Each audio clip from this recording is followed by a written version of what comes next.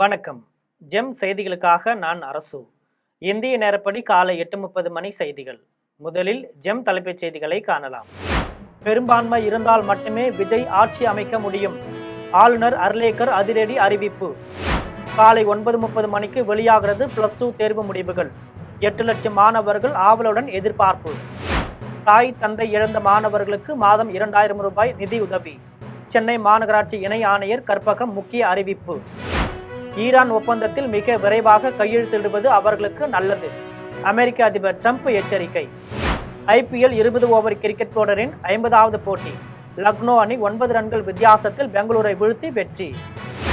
தமிழகத்தில் 24 மாவட்டங்களில் இடியுடன் கூடிய லேசானது முதல் மிதமான மழை பெய்ய வாய்ப்பு. சென்னை வானிலை ஆய்வு மையம் அறிவிப்பு. இனி விரிவான செய்திகளை காணலாம். பெரும்பான்மை இல்லாததால் விஜயை ஆட்சி அமைக்க அழைக்க முடியாது என்றும் 118 MLAக்களின் ஆதரவுடன் வந்தால் அவரை அழைக்க தயார் என்றும் தமிழக ஆளுநர் அர்லேக்கர் தெரிவித்துள்ளார். தவேக தலைவர் விஜய் நேற்று மாலை தமிழக பொறுப்பு ஆளுநர் அர்லேக்கரை சந்தித்தார். அப்போது தங்களை ஆட்சி அமைக்க அழைக்க கோரி ஆளுநரிடம் கடிதம் வழங்கியுள்ளார்.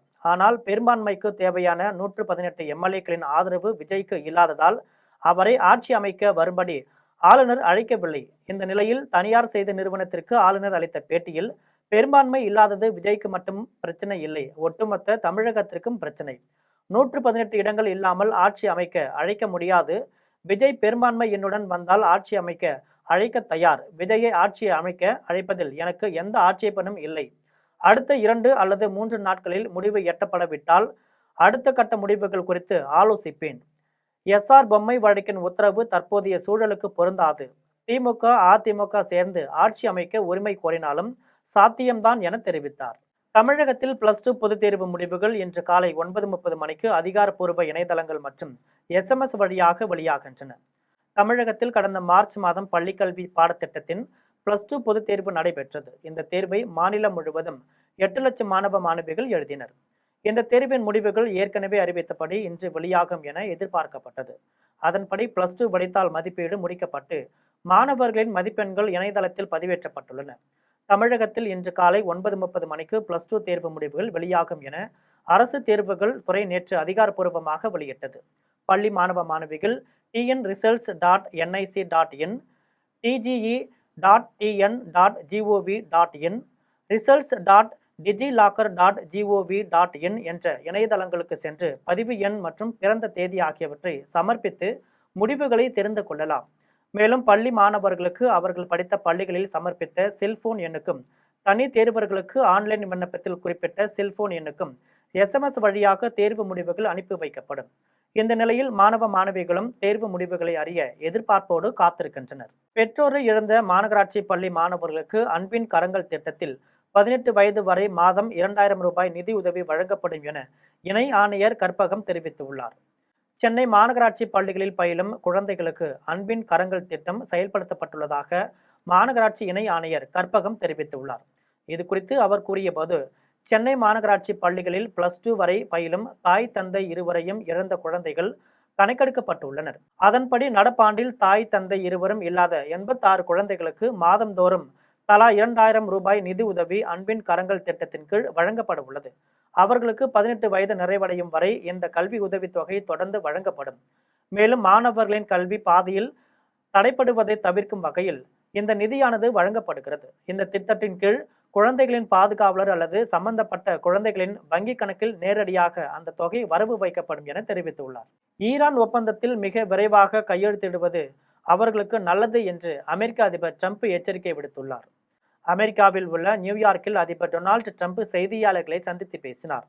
அப்போது ஈரான் இன்று நம்முடன் விளையாடி பார்த்தார்கள், அதனால் தங்களது 3 போர் கப்பல்களை கொண்டு சில பெரிய இலக்குகள் மீது தாக்குதல் நடத்தியதாக தெரிவித்தார். இந்த தாக்குதலில் பல சிறிய படகுகளையும் வீழ்த்தியதாக கூறினார்.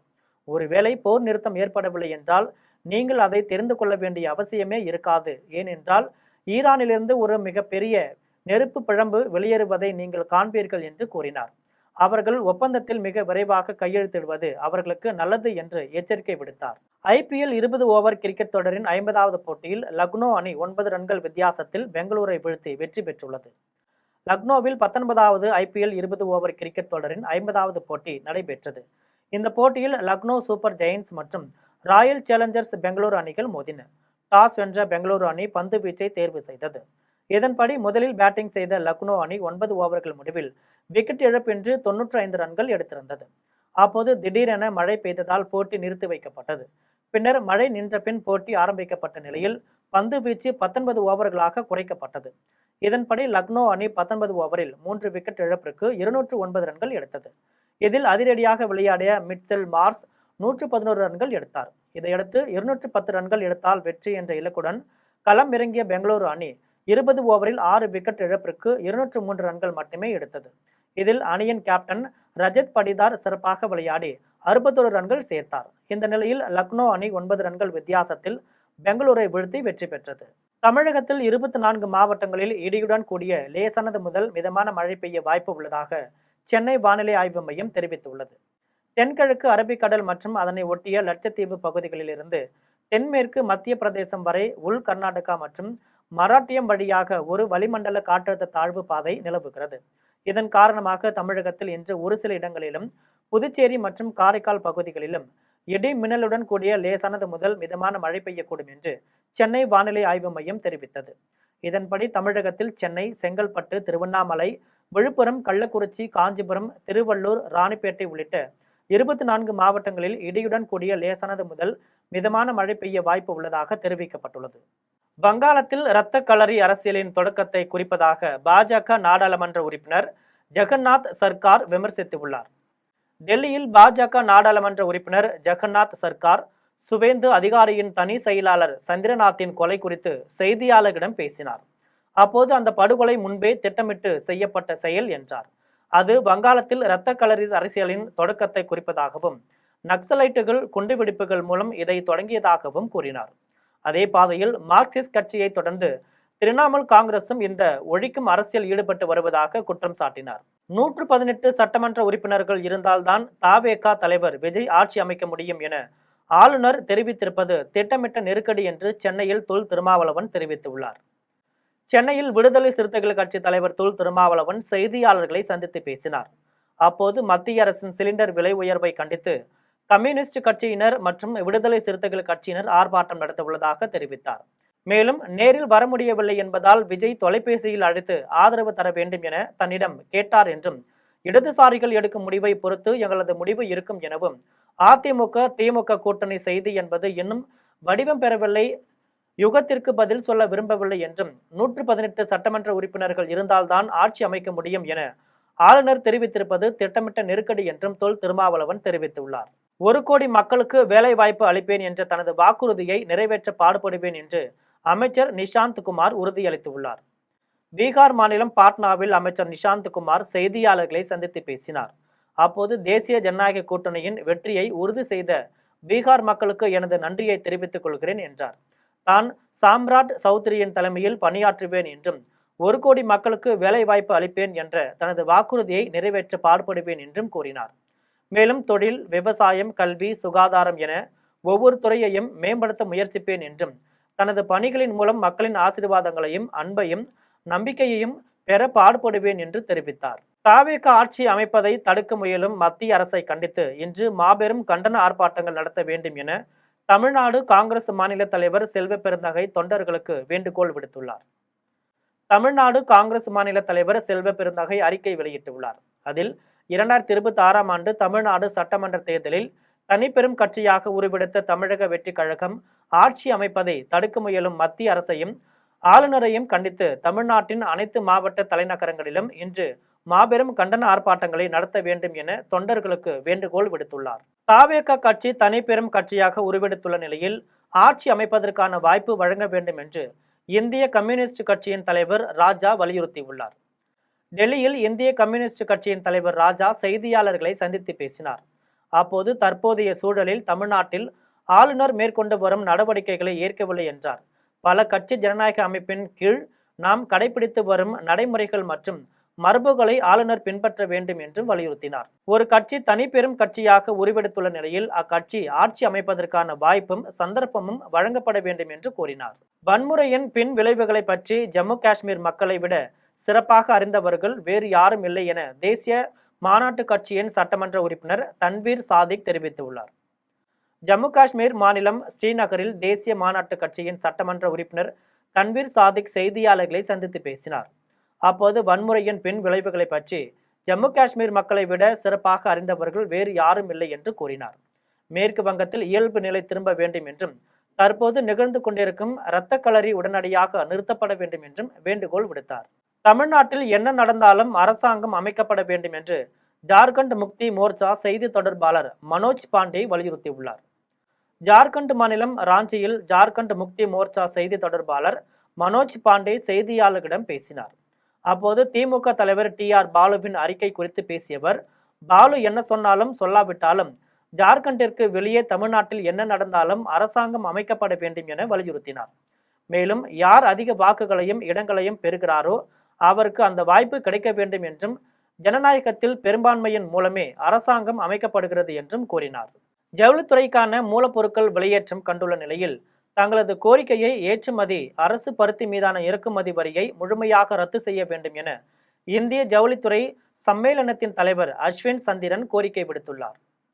ஈரான் இஸ்ரேல் போர் காரணமாக மூலப்பொருட்கள் வெளியேற்றம் அடைந்து ஜவுளித்துறை கடுமையாக பாதிக்கப்பட்டுள்ள நிலையில் ஜவுளித்துறையை மேம்படுத்த முக்கிய திட்டங்கள் பரிந்துரைக்கப்பட்டுள்ளன. கோவை மாவட்டம் ரேஸ்கோர்ஸ் பகுதியில் உள்ள தென்னிந்திய பஞ்சாலை கழகத்தில் இது குறித்து செய்தியாளர் சந்திப்பு நடைபெற்றது. அப்போது இந்திய ஜவுளித்துறை சம்மேளனத்தின் தலைவர் அஸ்வின் சந்திரன் செய்தியாளர்களிடம் பேசிய போது, இந்திய ஜவுளித்துறை உலக சந்தைகளுடன் போட்டியிடுவதில் உள்ள இடர்பாடுகள் குறித்து இந்த ஆய்வறிக்கை மூலம் விளக்கம் அளித்துள்ளது என்று கூறினார். அதன்படி பருத்தி மீதான இறக்குமதி வரி 11% முழுமையாக நீக்குதல், அரசு சார்பில் பருத்தியை சேமித்து விற்பனை செய்தல் உள்ளிட்ட பல்வேறு பரிந்துரைகள் வழங்கப்பட்டுள்ளன என்று தெரிவித்தார். இதில் முக்கியமானதாக இறக்குமதி வரியை நீக்குவது அமைந்துள்ளது என்றும் தெரிவித்தார். இந்தியாவில் பருத்தி உற்பத்தி குறைவாக உள்ளதால் இந்த வரியை நீக்கும் போது விவசாயிகளுக்கு எவ்வித பாதிப்பும் ஏற்படாது. எனவே இவ்வரியை மத்திய அரசு முழுமையாக நீக்க வேண்டும் என்று வலியுறுத்தினார். ஈரான் இஸ்ரேல் போர் காரணமாக ஏற்கனவே ஜவுளித்துறைக்கான மூலப்பொருட்கள் வெளியேற்றம் கண்டுள்ள நிலையில் தங்களது கோரிக்கையை ஏற்று மத்திய அரசு பருத்தி மீதான இறக்குமதி வரியை முழுமையாக ரத்து செய்ய வேண்டும் என கோரிக்கை விடுத்தார். சென்னையில் உள்ள முக்கிய ரயில் நிலையங்களில் பைக் மற்றும் ஆட்டோக்களுக்கு பேட்டரி மாற்றும் மையம் அமைக்கப்பட்டுள்ளதால் ஓட்டுநர்கள் மகிழ்ச்சி அடைந்துள்ளனர். சென்னையில் உள்ள முக்கிய ரயில் நிலையங்களில் பைக் மற்றும் ஆட்டோக்களுக்கு பேட்டரி மாற்றும் மையம் அமைக்கப்பட்டுள்ளது. இதனால் வாகன ஓட்டிகள் வாகனத்தை நீண்ட நேரம் சார்ஜில் போட வேண்டிய அவசியம் இல்லை. 2 நிமிடங்களுக்குள் பேட்டரியை மாற்றி வாகனத்தில் பயணிக்கலாம். மேலும் பேட்டரிகளை சொந்தமாக வாங்குவதை விட வாடகை அடிப்படையில் பயன்படுத்துவது வாகனத்தின் விலையை குறைக்கிறது. இந்த திட்டத்தினால் ஆன்லைன் உணவு விநியோகம் மற்றும் மின்சார ஆட்டோ ஓட்டுநர்கள் பெரிதும் பயனடைகின்றனர். கோவையில் பெண்களுக்கு கைத்தொழில் திறன்களின் அவசியம் குறித்து விழிப்புணர்வு ஏற்படுத்தும் விதமாக உலக சாதனை நிகழ்ச்சி நடைபெற்றது. கோவையில் கரும்பு கடை நூர் சேட் மஹால் அரங்கில் ரோஸ் ஃபேஷன் ஸ்டுடியோ மற்றும் வேர்ல்ட் வண்டர் புக்ஸ் இணைந்து பெண் தொழில் முனைவோரை உருவாக்கும் கைத்தொழில் ஒன்றை கற்றுக்கொள்ள என்னும் தலைப்பில் உலக சாதனை நிகழ்ச்சி நடைபெற்றது. இதில் 105 பெண்கள் இணைந்து தையல், எம்ப்ராய்டரி, கேக் செய்வது, மெஹந்தி இடுவது, ஓவியம் போன்ற கைத்தொழில் திறன்களை 45 நிமிடங்களில் செய்து உலக சாதனை புத்தகத்தில் இடம் பிடித்தனர். தொடர்ந்து சாதனை பெண்களுக்கு பதக்கம் மற்றும் சான்றிதழ்கள் வழங்கப்பட்டன. முன்னதாக இவ்விழாவை துவக்கி வைத்த சமூக நீதி கூட்டமைப்பு பொதுச் செயலாளர் முகமது ரஃபீக் பேசிய போது, அரசின் தொழிலாளர் நல வாரியத்தில் பல்வேறு பயன்கள் இருப்பதாகவும் அதில் உறுப்பினர்களாக இணைந்து பயனடையுமாறு கேட்டுக்கொண்டார். இந்நிகழ்வில் ரோஸ் ஃபேஷன் ஸ்டுடியோ நிறுவன தலைவர் ஷர்மிளா, வேர்ல்ட் ஒண்டர் உலக சாதனை புத்தகத்தின் நிறுவனர் மகேஸ்வரி ரத்தினம், கல்லூரி தமிழ்துறை உதவி பேராசிரியர் சௌமியா ஆகியோர் கலந்து கொண்டனர். புதுச்சேரி அரசு மகளிர் கல்லூரியில் பல்வேறு பொருட்களை வணிகம் செய்யும் வகையில் கல்லூரி வளாகத்தில் வணிக விழா கண்காட்சி நடைபெற்றது. புதுச்சேரி மாநிலம் அரசு மகளிர் கல்லூரியில் கல்லூரி வணிகவியல் துறை பயிலும் மாணவிகள் பல்வேறு பொருட்களை வணிகம் செய்யும் வகையில் கல்லூரி வளாகத்தில் வணிக விழா கண்காட்சி நடைபெற்றது. இந்த வணிக விழாவில் உணவுப் பொருட்கள், ஜூஸ், கைவினைப் பொருட்கள், ஆடைகள் உள்ளிட்ட மக்கள் விரும்பி வாங்கக்கூடிய பல்வேறு பொருட்கள் கொண்ட விற்பனை அரங்குகளை மாணவிகள் அமைத்திருந்தனர். இந்நிகழ்ச்சியில் காரைக்கால் தொழில் மற்றும் வணிகத்துறை உதவி இயக்குனர் சதாசிவம், கல்லூரி முதல்வர் அம்பிகா தேவி, தொழிற்சாலைகள் ஆய்வாளர் செந்தில் வேலன் உள்ளிட்டோர் கலந்து கொண்டு மாணவிகள் அமைத்த விற்பனை அரங்குகளை திறந்து வைத்தனர்.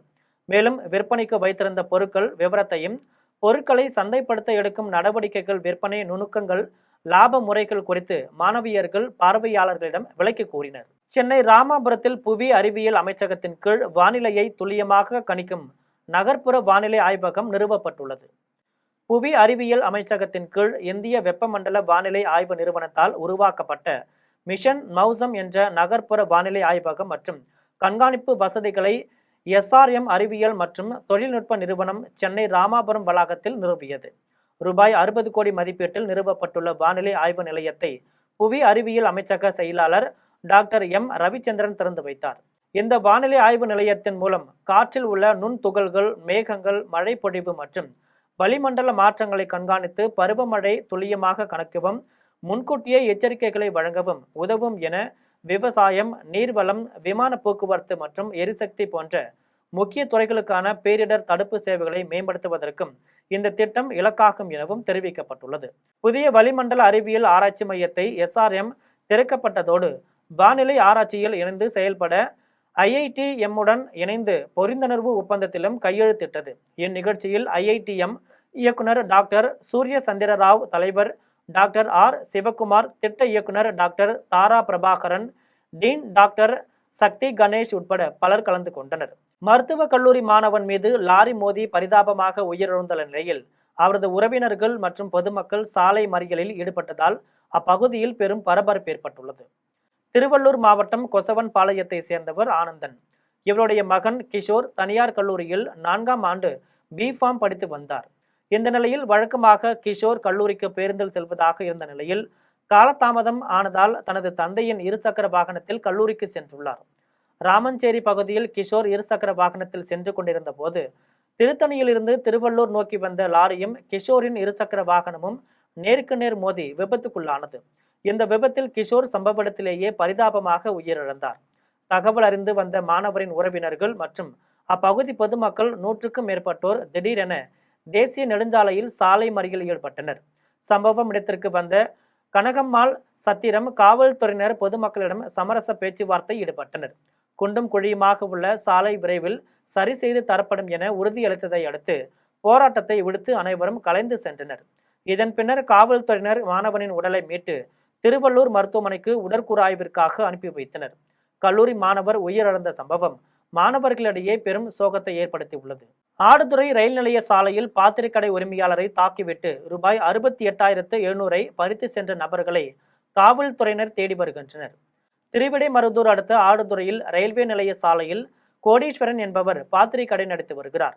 இந்த நிலையில் நேற்றிரவு பாத்திரக்கடையை மூடிவிட்டு கோடீஸ்வரன் தனது மகன்கள் பாலசுப்பிரமணியன், பிரபாகரன் ஆகியோருடன் வீட்டிற்கு சென்றபோது சந்திரன் என்பவரின் தலைமையில் தாவேக ஆடுதுறை பகுதி செயலாளர் எடிசன் உள்ளிட்ட சிலர் கண்மூடித்தனமாக மூவரையும் தாக்கியதுடன் கோடீஸ்வரன் வைத்திருந்த ரூபாய் 68,700 பறித்து சென்றனர்.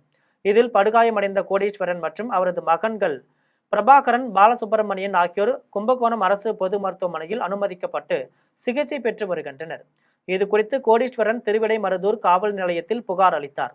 புகாரின் பேரில் காவல்துறையினர் வழக்கு பதிவு செய்து பாத்திரக்கடை உரிமையாளர் மற்றும் அவரது மகன்களை தாக்கியவர்களை தேடி வருகின்றனர். இது தொடர்பான வீடியோ காட்சிகள் வைரலாகி வருகிறது.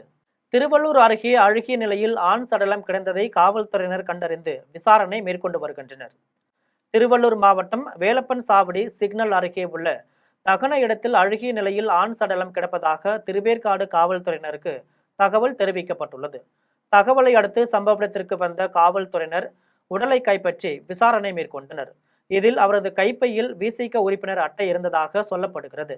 சடலத்தை மீட்ட காவல்துறையினர் அதனை பிரேத பரிசோதனைக்காக அனுப்பி வைத்து அவரை யாரேனும் உயிர் மாய்க்கம் செய்தனரா அல்லது மது போதையில் தவறி விழுந்து உயிரிழந்தாரா என்ற கோணத்தில் காவல்துறையினர் விசாரணை மேற்கொண்டு வருகின்றனர். தாவேக தலைவர் விஜய் முதல்வராக பொறுப்பேற்க உள்ள நிலையில் அவரது கட்சி நிர்வாகி குடும்பத்தினருடன் வந்து எட்டுக்குடி முருகன் கோவிலில் மொட்டையடித்து நேர்த்திக்கடன் செலுத்தியுள்ளார்.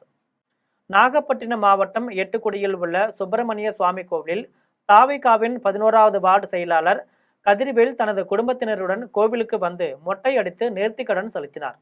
இதன் பின்னர் சிறப்பு அர்ச்சனை செய்தும் கோவிலை சுற்றி அடி பிரதர்ச்சனை செய்தும் பக்தியுடன் வழிபட்டனர். இது தொடர்பாக தாவேக நிர்வாகி கதிர்வேல் செய்தியாளர்களை சந்தித்து பேசிய போது தாவேக தலைவர் விஜய் முதல்வராக வந்தால் எட்டுக்குடி முருகன் கோவிலில் மொட்டை அடித்து வழிபடுவேன் என முன்பே வேண்டுதல் வைத்திருந்ததாக கூறினார். இதையடுத்து வாக்களித்த அனைவருக்கும் தனது நன்றியை தெரிவித்துக் கொண்டார். இந்நிகழ்வில் கீழையூர் மேற்கு ஒன்றிய செயலாளர் எட்வின் சந்தோஷ், உள்ளிட்ட கட்சி நிர்வாகிகள் மற்றும் தொண்டர்கள் கலந்து கொண்டனர். அறந்தாங்கி அருகே உள்ள காட்டுமஸ்தான் ஒலியுல்லா தர்காவின் 77ஆம் ஆண்டு சந்தனக்கூடு விழா மிக சிறப்பாக நடைபெற்றது. புதுக்கோட்டை மாவட்டம் காரணியநேந்தல் கிராமத்தில் உள்ள காட்டுமஸ்தான் ஒலியுல்லா தர்காவில் சந்தனக்கூடு விழா கடந்த வாரம் 26ஆம் தேதி கொடியேற்றத்துடன் விழா தொடங்கியது. இவ்விழாவில் அதிகாலை வண்ண மின் விளக்குகளால் அலங்கரிக்கப்பட்ட சந்தனக்கூடு பள்ளிவாசலிலிருந்து மேளதாளங்கள் முழங்க ஊர்வலமாக தர்காவிற்கு எடுத்து வரப்பட்டது. இந்நிகழ்வில் காரணியாநேந்தல் அதன் சுற்று வட்டார பகுதிகளை சேர்ந்த பொதுமக்கள் ஏராளமானோர் கலந்து கொண்டனர். ஆவணியாபுரத்தில் உள்ள நரசிம்ம சுவாமி கோவில் சித்திரை பிரம்மோற்சவத்தை முன்னிட்டு திருத்தேர் விழா நடைபெற்றது. திருவண்ணாமலை மாவட்டம் ஆவணியாபுரம் கிராமத்தில் உள்ள நரசிம்ம சுவாமி கோவிலில் சித்திரை பிரம்மோற்சவத்தை முன்னிட்டு திருத்தேர் விழா நடைபெற்றது. இந்நிகழ்வில் லட்சுமி நரசிங்க பெருமாள், மூதேவி, ஸ்ரீதேவி புஷ்ப அலங்காரத்துடன் திருத்தேரோட்டம் நடைபெற்றது. இதில் ஏராளமான பக்தர்கள் தேரின் வடத்தை பிடித்து தேர் இழுத்தனர். கோவிந்தா கோவிந்தா கோஷமிட்டு தெருவீதி உலா வந்து நரசிங்க பெருமாள் பக்தர்களுக்கு அருள் பாலித்தார். இந்நிகழ்வில் ஆரணி, போலூர், வந்தவாசி, செய்யார், சேத்துப்பட்டு பகுதி சேர்ந்த பக்தர்கள் கலந்து கொண்டு சாமி தரிசனம் செய்தனர். மீண்டும் ஜெம் தலைப்புச் செய்திகள். பெரும்பான்மை இருந்தால் மட்டுமே விஜய் ஆட்சி அமைக்க முடியும். ஆளுநர் அர்லேக்கர் அதிரடி அறிவிப்பு. காலை 9:30 மணிக்கு வெளியாகிறது +2 தேர்வு முடிவுகள். 8 லட்சம் மாணவர்கள் ஆவலுடன் எதிர்பார்ப்பு. தாய் தந்தை இழந்த மாணவர்களுக்கு மாதம் 2000 ரூபாய் நிதியுதவி. சென்னை மாநகராட்சி இணை ஆணையர் கற்பகம் முக்கிய அறிவிப்பு. ஈரான் ஒப்பந்தத்தில் மிக விரைவாக கையெழுத்திடுவது அவர்களுக்கு நல்லது. அமெரிக்க அதிபர் ட்ரம்ப் எச்சரிக்கை. IPL 20 ஓவர் கிரிக்கெட் தொடரின் 50வது போட்டி. லக்னோ அணி 9 ரன்கள் வித்தியாசத்தில் பெங்களூரை வீழ்த்தி வெற்றி. தமிழகத்தில் 24 மாவட்டங்களில் இடியுடன் கூடிய லேசானது முதல் மிதமான மழை பெய்ய வாய்ப்பு. சென்னை வானிலை ஆய்வு மையம் அறிவிப்பு. இத்துடன் ஜெம் செய்திகள் நிறைவடைகின்றன. மீண்டும் ஜெம் செய்திகள் மதியம் 1:30 மணிக்கு. உடனுக்குடன் செய்திகளை காண GemLive.tv என்ற இணையதளத்தில் இணைந்திருங்கள். நன்றி, வணக்கம்.